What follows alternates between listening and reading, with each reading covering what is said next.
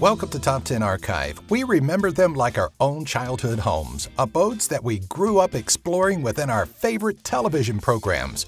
From black and white classics to more modern hovels, we're taking a trip down memory lane with these 10 most memorable TV homes. Number 10, Mr. Rogers' Digs, Mr. Rogers' Neighborhood. Sadly, the soothing voice of Mr. Fred Rogers was taken from us in 2003, but we still have memories of him traipsing through his home. Okay, so it may not have actually been his home, but the television studio in Pittsburgh, Pennsylvania was our place of comfort for around 900 episodes.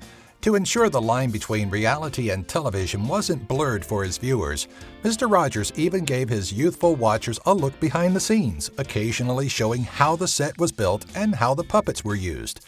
We'll never forget the warm, welcoming feel of Rogers' Abode, the miniature trolley, or the mystical neighborhood of make-believe that all brought the studio home to life. Number 9, The Cosby House, The Cosby Show. Bill Cosby's legal troubles notwithstanding, the beautiful New York brownstone was home for the loving Huxtable family from 1984 to 1992.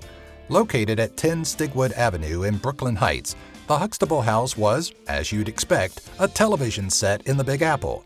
Studios in NBC's Studio One and later Kaufman Astoria Studios brought the residents to life, ensuring that the wealth earned by patriarch and matriarch Cliff and Claire Huxtable was evident in the size and opulence of the home. When the exterior of the home was needed, filming moved to Manhattan's Greenwich Village at 10 St. Luke's Place, where a towering brownstone awaited for some Huxtable, heartwarming moments. Number 8, the Devereaux Ranch, the Golden Girls. The Golden Girls would have been the same had the quartet of elder vixens taken up residence in a 2-room apartment. The Miami, Florida residence, which was really a home in Brentwood, California, and later a facade in Walt Disney Hollywood Studios in California, which was removed in 2003, was a spacious 4-bedroom ranch that we had the pleasure of seeing every inch of throughout the series' 7-season run. If there are 2 rooms we'll always remember, it's the oversized living room where many of the show's antics took place, where Blanche, Sophia, Rose, and Dorothy spent hours upon hours feasting on ice cream, cheesecake, and cookies, spilling their deepest secrets. 6151 Richmond Street will forever be a television icon, complete with its impossible layout, where entrances and exits were illogically placed. Number 7, the Clampett residence, Beverly Hillbillies.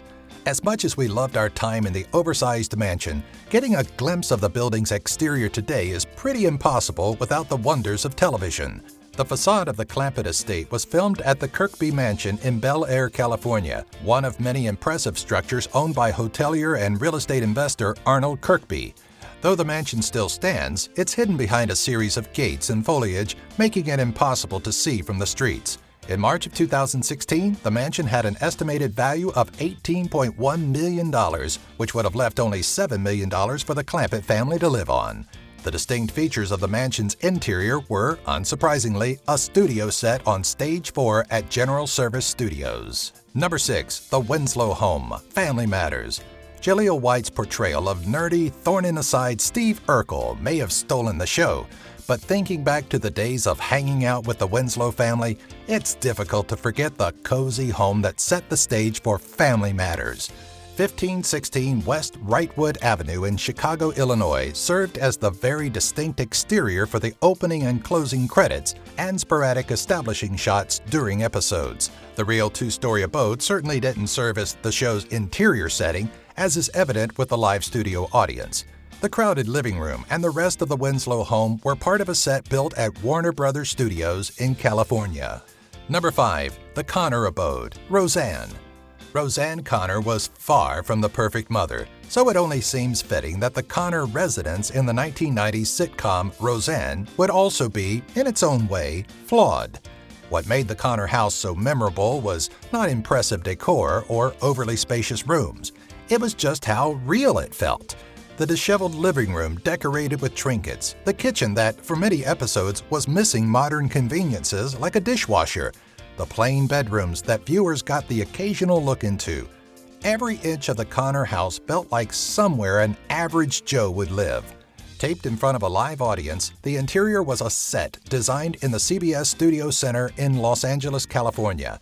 To establish the exterior of the Lanford, Illinois residence, a home at 619 South Runnymede Avenue in Evansville, Indiana was used. Number 4. The Bundy household, married with children.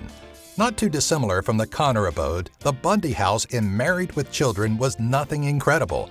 Sure, it was spacious enough at 2 stories, but unremarkable furnishings and an odd choice of fabric for Al's treasure, the couch, ensured that viewers weren't too envious of where the Bundys lived.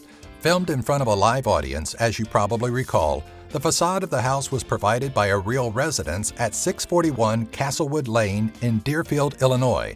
So, should you decide you want to try and sneak a peek of the former Bundy residence, don't go looking for 9764 Jeopardy Lane in Chicago.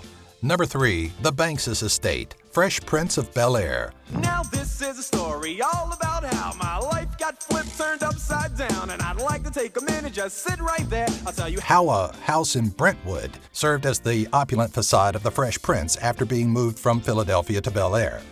The grand structure we watched a youthful Will Smith roll up to at the start of every episode is not actually a Bel-Air residence, but rather belongs to the equally affluent, albeit slightly less hilly, neighborhood of Brentwood, California. The oversized home was the perfect setting for the upper-crust Banks family, though the interior was, of course, the work of many set designers that knew how to match a spacious, grand interior with the already established exterior of the home. Number 2. The Brady Hacienda, the Brady Bunch. What makes the Brady household such a memorable place? Was it the fact that 6 children shared one bathroom without blood being spilled every morning? Was it the iconic stairwell that provided an entrance for most scenes? Or maybe it was the fact that the interior set, built at Stage 5 at Paramount Studios, didn't match up at all to the split-level abode at 11222 Dilling Street in North Hollywood, California. It appears the studio execs were so dead set on finding a home with the right exterior look and feel that they didn't bother to ensure it would be a 2-story home like the Brady house actually wound up being.